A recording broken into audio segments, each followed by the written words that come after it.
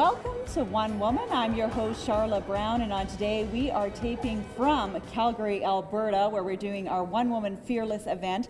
My first guest today is Nadine Hatzatolios McGill. She was one of our incredible speakers today. So welcome to the show, Nadine. Thank you very much. So today you talked all about the power of saying no.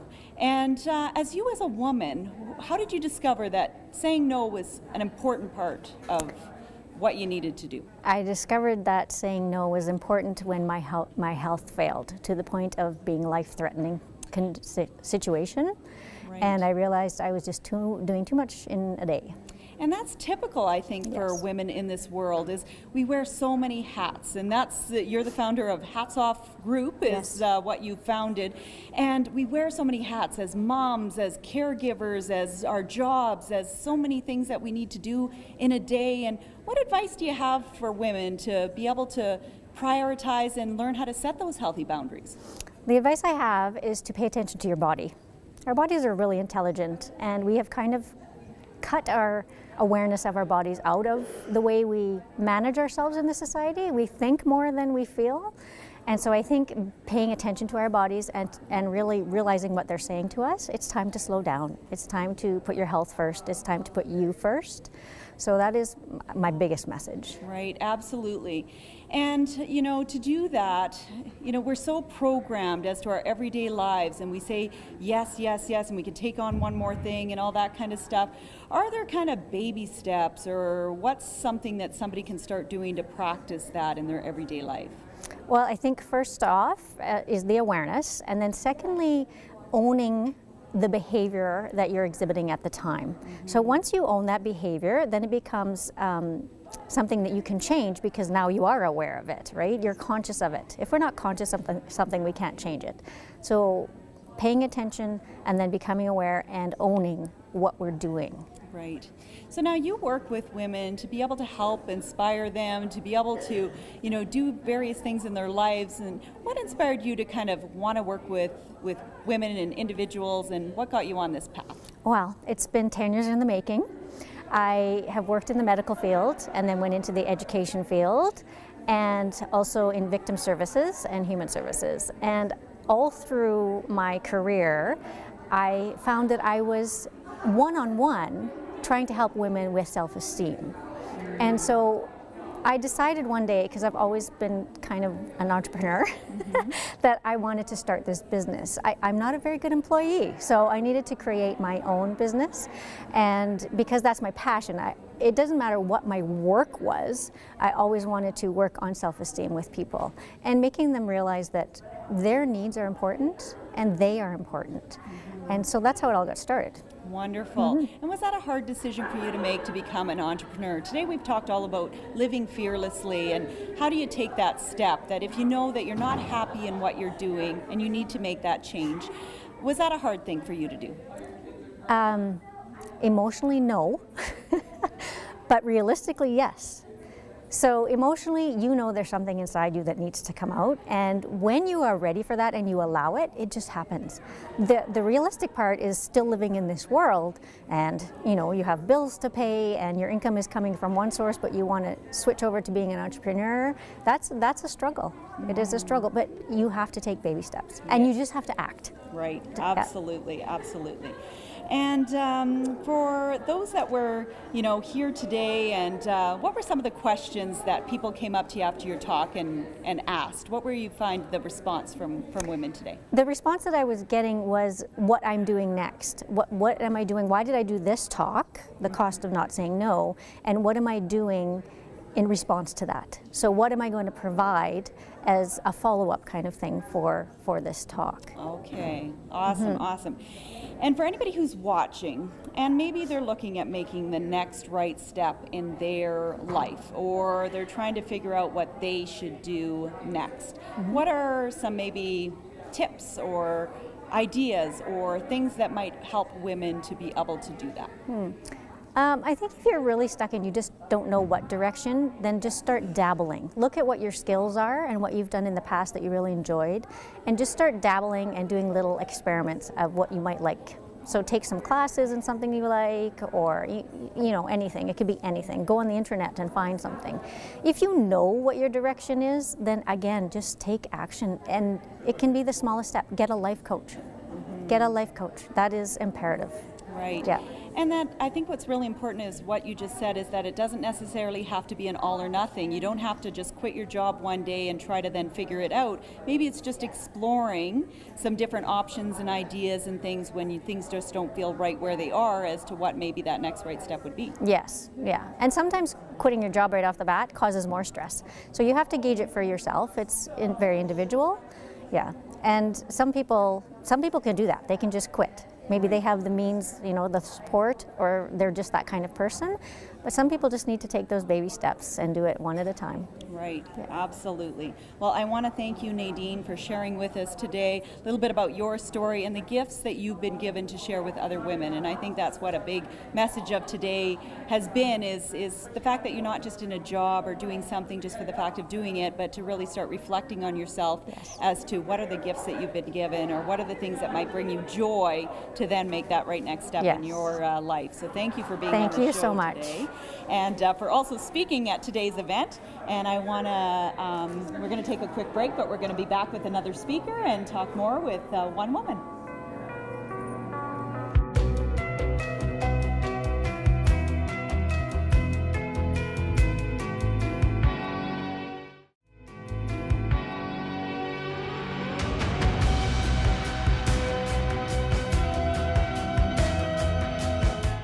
Welcome back to One Woman. I'm your host, Sharla Brown, and today we've been broadcasting from Calgary, Alberta, from our One Woman Fearless event. My next guest is Carla Hampshire. Welcome to the show, Carla. Thank you for having me. Carla was another one of our incredible speakers today, had an incredibly inspiring story, who, after the age of 40, decided to get into bodybuilding. I know. So tell me a little bit about that and what the inspiration was behind these goals a little bit later in life. Yes, I stepped into the gym at age 36, and it wasn't for me, it was to buy a gym membership for my husband. But as soon as I stepped into the gym for the tour, I was just captivated by what was there. I still get goosebumps when I tell the story, because I didn't know I was looking for it, but it found me. It was like a bolt of lightning, and I needed to be in this gym. Wow. I needed to experience what was happening in there. And so after Christmas, we purchased a gym membership for myself, and I was so excited about bodybuilding. I read everything there was to read on it, and on nutrition as well. But there was one element, and that was the fear element. It held me back for 10 years. But at age 46, that passion just became stronger and stronger, and then the fear disappeared. And at a ripe old age, I stepped onto a bodybuilding stage, and it was amazing. Yes, and I think some people think that you hit an age where you can't do those kind of things, you know, and you broke those barriers and you said, no, this is something that I want to do. So what are the steps to overcome those, limitations that we put on ourselves? If we say, we can't because we don't have enough this, or I'm too old, or I'm too this, what got you through that? It's a clarity thing. Once you're clear about your goal, then nothing can stand in your way. So you have to take the time, sit down, journal, whatever it is you need to do, find out what you're good at, what you like to do, what you're curious about, and put those things on paper. And if you need to, meditate, go for a walk, think about these things. But once you gain clarity about your goal, there is nothing to stop a fearless woman to go after that. Yes, absolutely. And that was the foundation of your talk today, was the 4 C's that you need to do to really be able to live that fearless life. And maybe let's touch on those 4 C's. Yes. And a little tip for our viewers on each of them, maybe. Absolutely. So clarity would be the first one, as I mentioned. And those are the questions that I propose to the audience today is, what do you like to do? What are you good at? What are you curious about?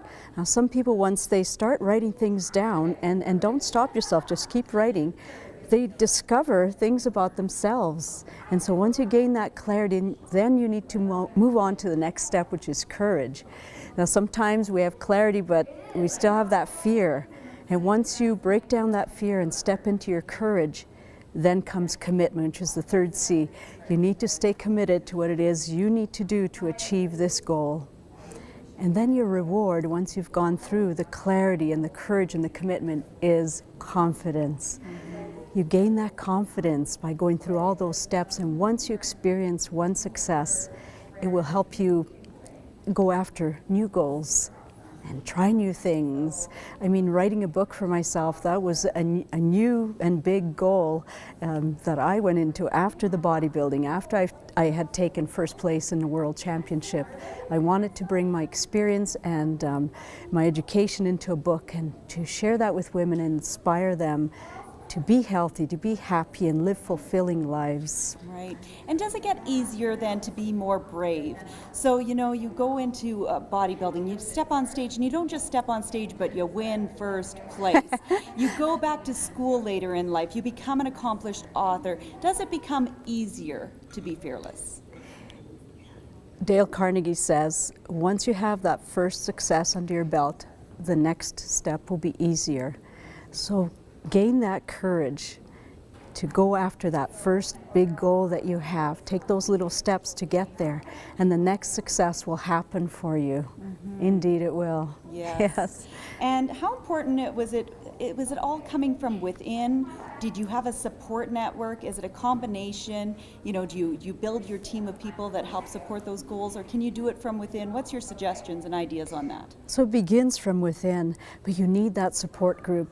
For myself, doing the bodybuilding thing, I needed a coach, and he was there. It was via email. This was all online coaching, but it was daily, and that really kept me motivated, and I could not have done it without the support of my husband and my 6 children. They were all so proud of Mom. They would tell their friends Mom was a bodybuilder. So yes, you need that accountability group for sure.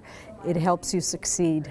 Absolutely. Yeah. And lots of times we let excuses get in the way. So I'm listening to you. You have 6 children. Yes. 6 children, you know, and I'm sure you had a job and all these other things to juggle. And, you know, what would you say in terms of, like, how do you get beyond those excuses? You have to summon that courage and identify what it is in your life that you need to say no to. Be brave. There are many things you need to say no to. And once you start saying no, then all the yeses become a lot easier. But it takes that little courage to begin saying, no, I'm not going to eat this junk food. No, I'm not going to skip my training today. And I'm not going to stay up late and watch so many movies until I'm tired. I'm going to focus on my health. And once you say no, then you can say yes and move forward. Right. So I guess for Carla, that meant for you to make yourself a priority. And that's something that a lot of women struggle with. They'll put everything and everyone else before themselves. So any tips for our viewers that really how you need to look at things to be able to finally make yourself a priority? Exactly. You know, you can't pour from an empty cup. If your cup is empty, you will have nothing to give to those around you, your family, your friends, your community. You have to fill your cup. And putting yourself first may sound selfish, but if you don't, you won't be able to help anyone else, including yourself. Wonderful. Very, very good advice for our viewers. I really want to thank you, Carla, for being on the show today, sharing your tips, sharing your passion, not just with our viewers today, but every woman that was here in the audience. You did an amazing job. Be sure to keep watching. We have one more guest coming up, and you won't want to miss this one.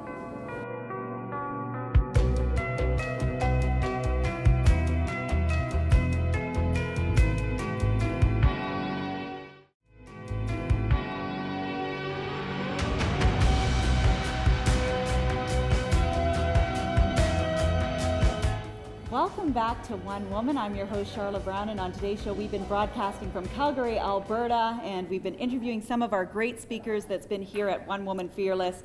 And our next young lady that we're introducing is Marigold Maroc. And Marigold is 8 years old. She's in the 3rd grade. Thank you for being on the show, Marigold. It is amazing to be here, and it was so fun giving a speech. Thank you so much. Oh, well, you did an amazing job. And you are 8 years old. You are wise beyond your years. Let's tell our viewers a little bit about some of the accomplishments that you've done. Let's start with your Little Miss Calgary and what you've done with that. Okay, so I had I started selling flower headbands, and that gave me courage to try little more things and try Little Miss Calgary. And I felt very fortunate to win. And I was invited to many events, and there were lots of public politicians, community leaders, and local celebrities. Yes, and Yes. you are in the mix of those local celebrities. There's no doubt in my my mind. And I think maybe most 8-year-olds, or I know when I was 8 years old, I didn't have such a passion to make such a difference and an impact and be involved in so many things. So where do you feel like this comes from? I really want to help people, so I really want to be a politician.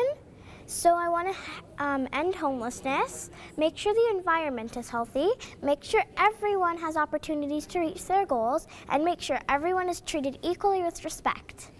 Awesome. And today you gave some really wise advice on what it takes to accomplish your goals. So for our viewers today, what advice do you give them in terms of making sure that they can set goals and actually reach those? Never give up. No matter how hard it is, never give up. The answer is always no if you don't ask. Yes, and that's very, very important. And you told a little story about, if you're trying and the people who give up, and there was a really powerful line there. So let's share that as well. So the only way you lose is if you don't try and you don't ask.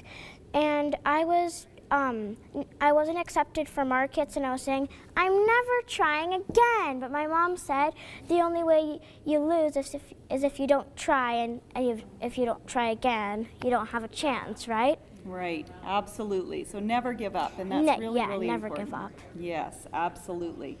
So your goals for the future, you're only 8 right now. You have some lofty goals. Let's talk about some of those and some that you've reached, because one of your biggest ones to start with was a really cool one for going to New York. So let's share that one with the viewers. Okay, so I used to watch Home Alone when I was a toddler over and over again, and I really wanted to go. And I used to pack my little suitcase, go to the door and say, "Bye, Mom, I'm going to the plaza." And I always wanted to go there. And a few years later, me and my mom were going to New York, and I said, "Hey, Mom, we can stay at the plaza." And my mom said, "Oh, I must have forgot, I'm a multi-millionaire." And I said, "But I can pay." And then my mom stared at me, and then she looked on my bank account, and I had enough, and I got to stay in a butler suite at the plaza. It was really nice. The butler brought me many sweets, and me and my mom bought some candy, and we both jumped on the bed, and it was really fun. Awesome. And so you're also an entrepreneur, and what sparked you wanting to be an entrepreneur at such a young age? I really want to be an entrepreneur because I like using my money to help other people. And I really like politics, and I want to save. I'm now saving my money to go to Ottawa to see the Parliament and and watch the question period with Justin Trudeau. And I really like helping people with my money I earn. So yes, and you shared a really inspiring story today that you saved a lot of money and you were hoping to go on a trip. The trip didn't work out, and let's tell everybody about how you used your money. So I really wanted to go to Paris, and then because of the attacks, my dad didn't let me go, and I was crying and crying. My mom explained about what was happening in the world and in Syria, and then I asked my mom if I could use my money instead to help people. And then my mom did some research, and then we sponsored a family as a group of 5 private sponsorship, and then the family came in 2016. Wow, that is absolutely awesome. And how do you feel about age and being able to accomplish your goals? Because I think that a lot of little girls might get told that you're too young to do this. And so if there's any little girls that's watching, or we have our One Girl event tomorrow, what do you really want to tell every little girl, whether they're 5 years old or 8 years old or 12 years old, as to what you can do when you're a kid? It doesn't matter. It's never too early or too late. Just take your dream and go for it, right? Because it's never too early or too late. Who cares if you're a 5-year-old? You can still have a business. Who cares if you're a 50-year-old? You can still have a business. So it's never too early or too late. That's wonderful, Marigold. Well, I really want to thank you for being on the show today and sharing your inspiring story and all your great advice and your message. You're doing a wonderful job, and I know that your goal is to be Prime Minister one day, and I will be so excited to vote for you that when you run your campaign, I'll definitely be there cheering you on. So I want to thank everybody for tuning in to our special episode here from Calgary, Alberta. Be sure to watch next week with more on One Woman.